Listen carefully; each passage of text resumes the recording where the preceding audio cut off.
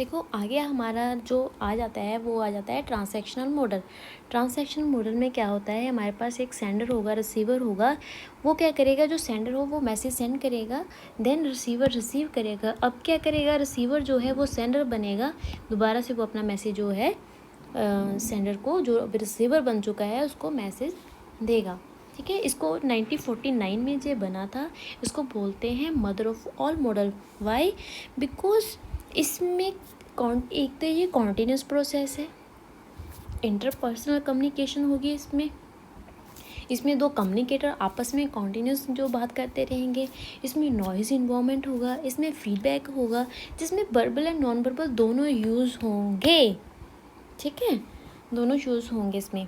अब देखो इसमें जो शैनन वेव मॉडल है वो ट्रांसैक्शनल मॉडल में आता है, बिकॉज इसमें क्या है, जो इन्फॉर्मेशन एंड जो हमारा सोर्स है वो अपने मैसेज को इनकोड करेगा एंड ट्रांसमीटर के थ्रू जो हमारा चैनल के थ्रू हमारा जो मैसेज जाएगा एंड रिसीवर जो है उसको डिकोड करके उसको रिसीव करेगा, हमारा जो मैसेज है।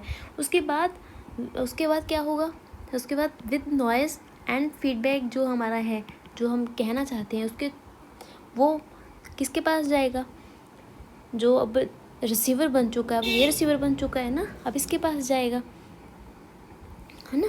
तो ये सेंडर एंड रिसीवर आपस में ऐसे बात करते रहेंगे। सेंडर जो है वो रिसीवर बनेगा, फीडबैक देने के टाइम वो सेंडर, अब ये रिसीवर जो है वो सेंडर बन जाएगा, और जो सेंडर था पहले अब वो रिसीवर बन जाएगा। ठीक है, ये बात कर रहे हैं।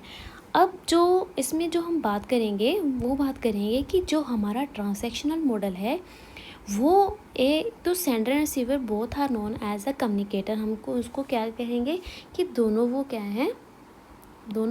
हैं, कम्युनिकेटर का रोल प्ले कर रही है। ठीक है, both play equally important role play in the communication. Very good. इसमें जो हमारी कम्युनिकेशन होगी वो किसके रिलेटेड होगी, सोशल के रिलेटेड, रियलिटी जो है, कल्चर अपब्रिंगिंग है, जो हमारा रिलेशन कंटेक्स्ट है ना उसके। अब इसमें नॉन वर्बल भी आएगा भाई, नॉन वर्बल जैसे हमारा जो जेस्चर है, बॉडी लैंग्वेज क्या है फीडबैक के टाइम पे ना, also consider as a feedback in this model. हम कैसे एक्सप्रेस कर रहे हैं उस मैसेज को, वो आ जाएगा। अब इसमें ट्रांसैक्शनल मॉडल में भी और आ जाते हैं, इसमें आता है बार्लोन ट्रांसैक्शनल मॉडल आ जाता है, हेलिक आ जाता है एंड बेकर मोसैक मॉडल आ जाता है। ये बहुत इम्पोर्टेंट मॉडल है जो हमने अभी कवर किया है, शैनन वेव मॉडल। पूछ लिया जाता है कि Shannon wave model is interactional, is linear model और ट्रांसैक्शनल मॉडल है।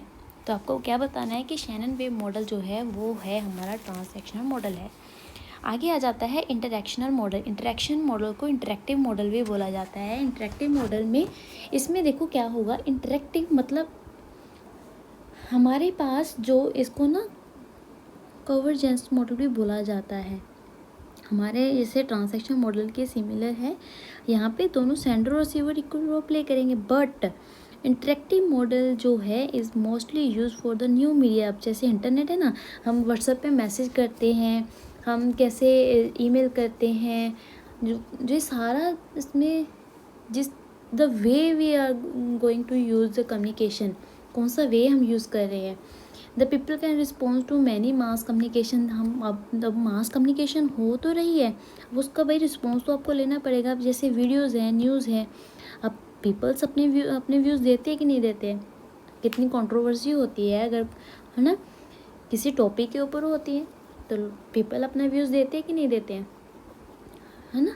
तो इसमें कौन सा मॉडल आएगा, इसमें आएगा सैचरम इंटरेक्टिव मॉडल जो है इसमें आएगा।